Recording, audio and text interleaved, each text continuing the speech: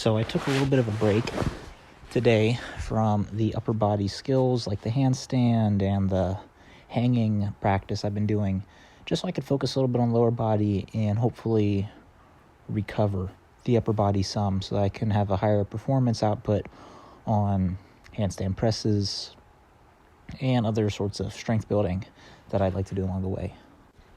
This is a little bit of a forgotten skill for me, the dragon squat. It used to be kind of popular on social media, but I, wanted to try it out.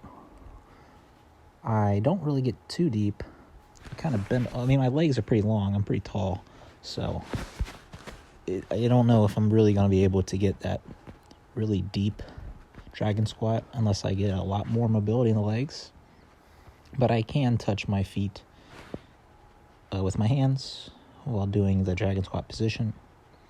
I can straighten the leg, but it's very off-counter, very tilted. I'll keep it up, see if I'll get any more beautiful with the skill. But I think most people who do it are either girls or short, and they have different center masses than I do. So the air chair is probably one of my best holds. Haven't done this in about a month or so. Practice both sides. Don't want to be asymmetrical with your strength or skills. You get a lot more freedom if you practice things both ways. Like let's say you're doing a cartwheel. You want to be able to do a cartwheel both sides. And you open up a lot more freedom and mobility that you wouldn't have before other ways.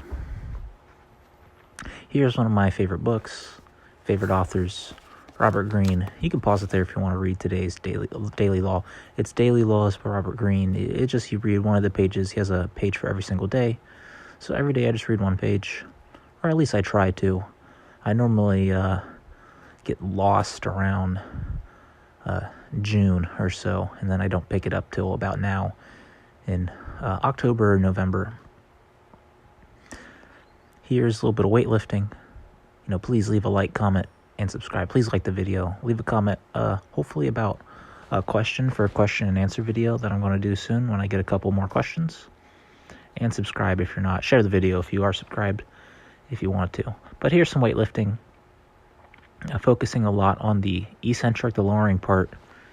And with the calf raises, I've begun to realize that the calf raise, when you're doing it from a deficit, is actually two motions that are right after each other. So the first motion is getting from the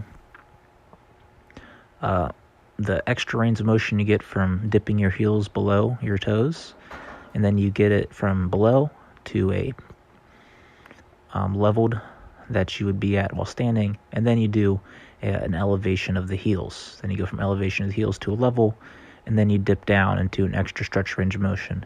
And breaking it up into those two movements has really helped me get the strength, because you actually can't do it in one motion because your balance is a little bit off.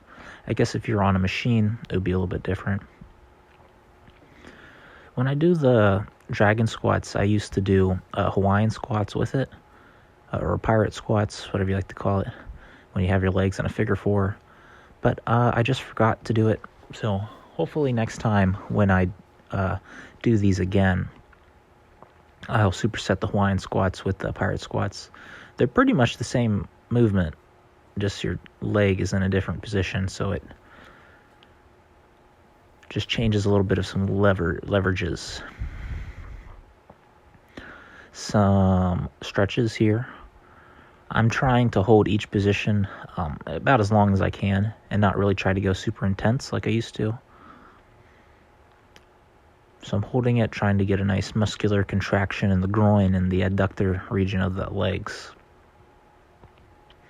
I'm trying to keep my hands, not my hands, but my feet gripping the ground so that once I get the position fairly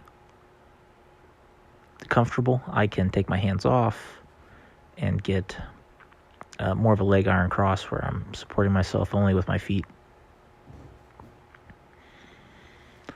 Afterwards, I do a bridge with my nighttime stretching. Overall, this session was not very good for either the splits or the bridge, but I'll just keep with it hopefully it just the local minimum, a trough that I'll eventually get out of.